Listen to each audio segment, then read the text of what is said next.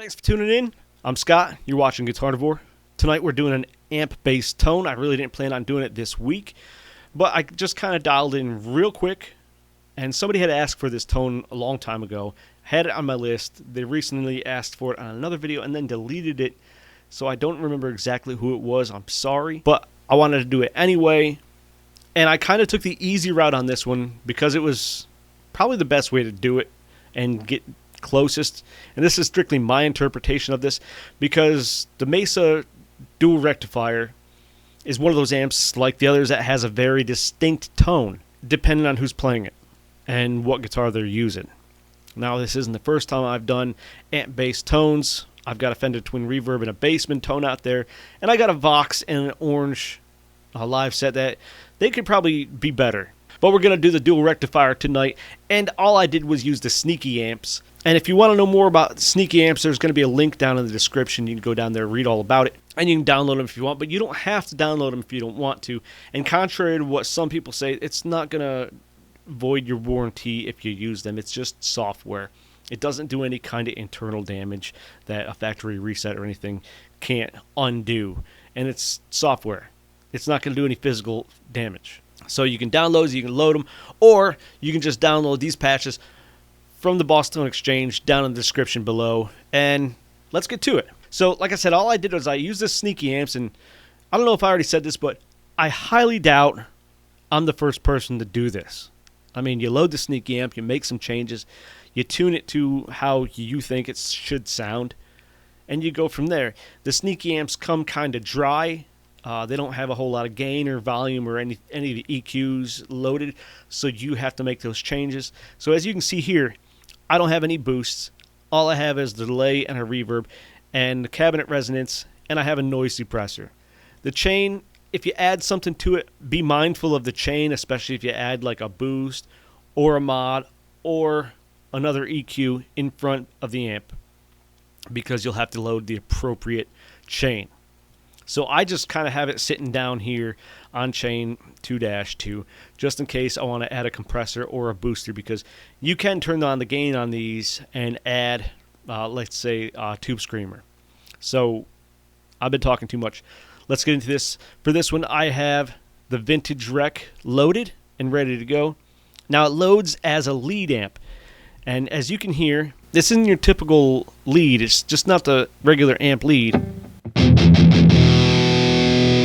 It sounds very different, because if you change it and then change it back, it resets to the regular lead amp with your settings. So if I click back on there again, it resets it.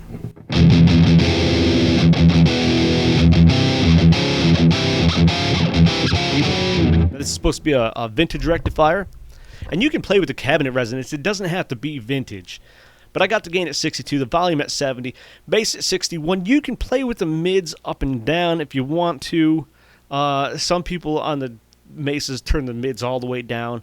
I got the treble at 70. You can play with that a little bit more too, because sometimes it comes off a little bright. Over on the Presence, I got 54 loaded on this one. That could probably come down too. But on the vintage cabinet, it sounds really good. Now for the delay, I've just got an analog delay, and I could probably turn that down quite a bit because it seemed a little strong earlier when I was playing.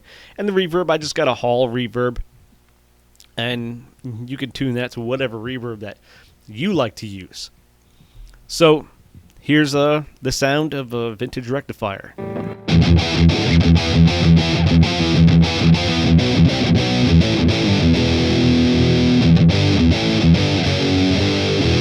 Let's hear how it sounds on the modern cabinet.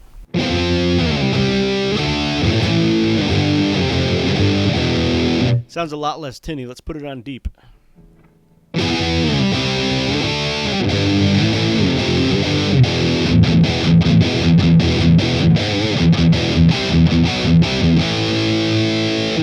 Not too bad.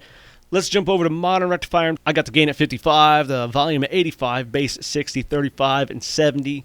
And then for this one, I used a digital delay, plate reverb, and I'm using the modern cabinet resonance, but this one does sound good on the deep as well. I don't have any EQs going on, but play with them. Have fun with it. And a noise suppressor. That can probably be turned up, release turned down a bit. And No boost, of course, but let's hear how we're sounding with this one.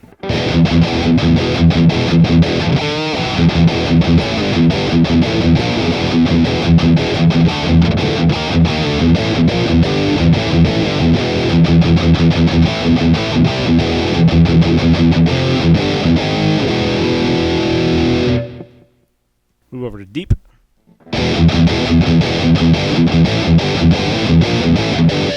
That deep kind of cleans it up a bit. Let's plug into the down tube.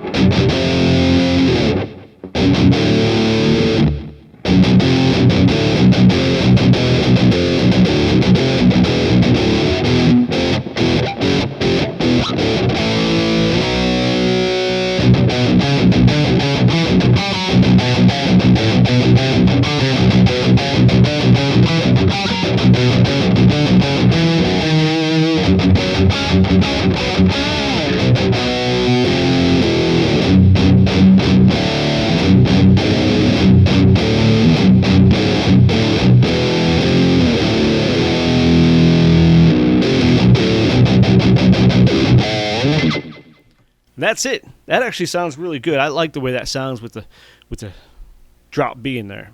Like I said, I want to try to keep it under 10 minutes so there's not so many ads right in the middle, because ads have been crazy on YouTube lately ever since they've taken off the ad blocker. You might still be able to run an ad blocker here and there. But that's going to do it. If you want to download these patches, they'll be down in the description down there, as well as that link for the Sneaky Amps information. If you like this video, hit that like button for me, please. If you want to see more, subscribe. Thanks for watching. See you next time.